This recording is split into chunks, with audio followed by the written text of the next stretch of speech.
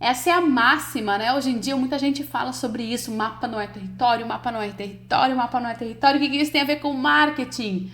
Isso tem a ver com marketing, isso tem a ver com a vida, isso tem a ver com os negócios. E quando a gente entende realmente que mapa não é território, cada um tem seu mapa, seu modo de ver as coisas, de construir as ideias. Quando há um respeito em relação ao que o outro pensa e ao que eu penso e que é o que eu quero passar de informação, há uma harmonia de relacionamento tão importante para as relações pessoais como para as relações de negócio. E por isso que mapa não é território e mapa não é território também para o marketing. Exatamente. Então veja, vamos lá. Eu tenho uma situação, eu tenho um emissor, vamos pensar no ciclo da comunicação. Eu tenho um emissor, no caso, a minha marca, eu, produzindo produto, produzindo conhecimento, produzindo serviços. Eu tenho uma situação, eu tenho uma campanha promocional, por exemplo, que eu quero convencer o meu público-alvo, ou seja, o alvo, meu público é literalmente o alvo, de que é bacana para ele, de que ele tem que consumir, de que ele tem que comprar, de que é um negócio ultra mega maravilhoso. Eu vou ter uma observação minha em relação àquela situação e aquela mensagem que eu quero passar pro meu público-alvo, que no caso é o receptor da mensagem, né?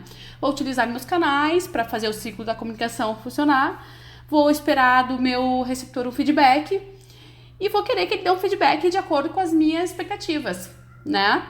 Só que aí, muitas vezes, essas expectativas são frustradas porque muitas vezes o receptor, ele não tem a mesma percepção de imagem, que a gente já falou bastante sobre percepção de imagem em outros momentos. Ele não tem a mesma percepção de imagem que eu. Então, a gente tem que passar por aquele processo de entender se a minha realidade é a mesma que a realidade do meu cliente, se a realidade do meu produto, do meu negócio, que eu entendo como sendo importante, como sendo diferencial de mercado, é a mesma que o meu cliente precisa e espera. Primeira coisa. E a segunda coisa é entender que as minhas experiências enquanto produtor são diferentes da experiência que meu receptor, que meu público tem. Essas experiências, elas são baseadas em conhecimento, em cultura, em educação, em vivências, uma série de coisas que envolve o ser das pessoas, que envolve algo que nós como emissores, né, a gente não domina. E a gente não pode dominar, a gente tem que entender e respeitar que diante de um fato, diante de uma situação, há vários ângulos, há vários pontos de vista, há várias formas de enxergar aquela mesma situação. Isso a gente aprende muito, né, quando a gente está lá no começo estudando jornalismo, né, porque minha base de formação, para quem não sabe, eu sou jornalista como base de formação, depois que vem as especializações no marketing. Mas quando a gente estuda as cadeiras de notícia, de produção de conteúdo, a gente entende, a primeira coisa que a gente entende é que diante de um fato existem várias verdades. E a gente aprende exatamente isso, que mapa não é território. Existem várias verdades e tem que ser respeitadas as várias verdades, os vários pontos de vista, dependendo de quem assiste aquela situação.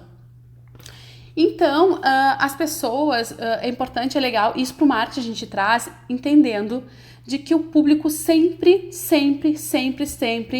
tem algumas características que são percepção seletiva, projeção, efeito halo, estereotipagem e efeito contraste. Eu vou explicar. Você tem que entender que quando você faz uma emissão de campanha, quando você emite um conhecimento, um conteúdo, o público que está recebendo, ele vai perceber, vai fazer uma seleção daquilo que interessa para ele ou não. Primeira coisa, percepção seletiva. Ele vai, eu estou passando meu conhecimento, porque a gente está falando da importância de transmitir conhecimento pelo marketing de conteúdo, né? Para que a gente ganhe destaque no mercado, para que a gente agregue valor ao nosso negócio. Enfim, sobre a importância do marketing de conteúdo a gente já falou bastante. Mas quando a gente produz conteúdo, a gente tem que saber, estar ciente de que mapa não é território e que existe essa percepção seletiva do consumidor, do público-alvo, que é diferente da minha. Ele vai selecionar aquilo que convém para ele. Ele vai ouvir aquilo que convém para ele de tantas inúmeras coisas que eu falei. E isso é normal, é muito normal. Você mesmo, se você vê um filme uma vez, você vai entender de uma forma. Se você vê o mesmo filme 2, 3, 4 vezes, se o filme for bom, se valer a pena, né? Cada vez que você vê, você vai consumir, entender, você vai extrair coisas que antes talvez você não tinha percebido. Então, essa percepção seletiva, tendo visto que a gente não consegue absorver 100% da informação, é necessária, ela é importante, ela é natural que aconteça. Então, o cliente ele sempre vai fazer uma percepção seletiva daquilo que você está comunicando. Essa é a primeira questão que você tem que ter em mente. A segunda questão é a projeção. O consumidor, o cliente, teu público-alvo, ele vai projetar aquela comunicação que tu está ofertando conforme os ideais dele, conforme o olhar dele. Ele vai projetar conforme conforme a realidade que ele tem sobre o mundo. Ele vai fazer projeções da sua imagem, né? Você vai dar um exemplo, ele vai lembrar de algo que vai fazer conexão ou não, que vai fazer sentido ou não, então ele vai projetar e vai começar a julgar, que é o efeito halo que a gente chama. Ele vai sim fazer um julgamento. Tudo que a gente faz na vida, tudo que a gente faz nos negócios, as pessoas estão sim avaliando, e isso é inconsciente, isso também é natural do ser humano. As pessoas vão julgar. Você, mãe, você chama a atenção do seu filho, você está sendo julgado pelo seu filho. Você, esposa, você está fazendo algo dentro de casa, dentro da sua casa, o seu esposo ele vai estar te julgando inconscientemente. Existe sempre uma avaliação nas relações, né? A gente sempre está julgando, e isso é natural também. Então, o efeito halo, ele faz parte dessa codificação que a gente tanto fala de mensagem que o receptor faz sobre o seu negócio, sobre a sua mensagem. A estereotipagem é outra questão natural que a gente tem que ter em mente. A questão da estereotipagem é o seguinte: o mercado, a sociedade, ela tem alguns entendimentos sobre o que é válido, o que não é, sobre o que é importante, o que não é.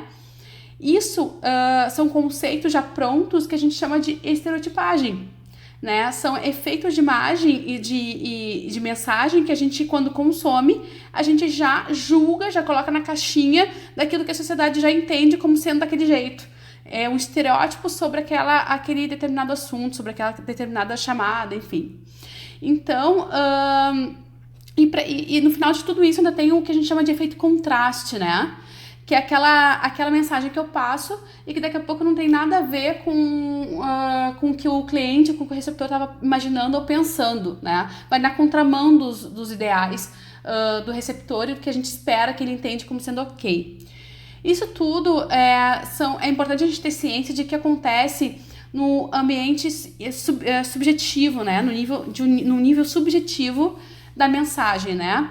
Quando a gente fala mensagem subliminar, a gente está trabalhando também com esses conceitos, né? Que é aquela interpretação da mensagem que muitas vezes fica nas entrelinhas, mas diz tudo. E quando a gente não tem consciência de que essas questões elas existem, a gente não respeita muitas vezes a forma como o mercado está entendendo a nossa comunicação, a forma como o mercado está aceitando a nossa comunicação. Às vezes a gente não entende por que uma comunicação não foi tão assertiva ou teve tanto efeito. E a resposta é justamente é entender que mapa não é território também nas questões do marketing, né? Contudo, a gente não pode perder a vontade e nenhum estímulo de conquista de uma mensagem eficaz, né?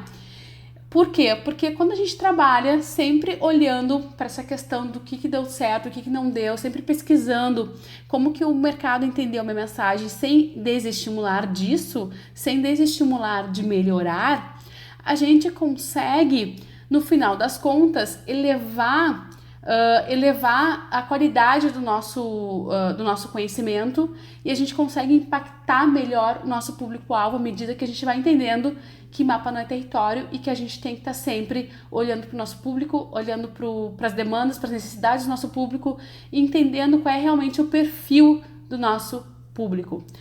Espero que essa mensagem, que essa comunicação aqui que eu fiz para você tenha te dado alguns insights, né? Para você empreendedor, para você que é gestor de marcas, para realmente não se frustrar quando uma mensagem, uma campanha, especialmente nas redes sociais, não é tão assertiva como você espera.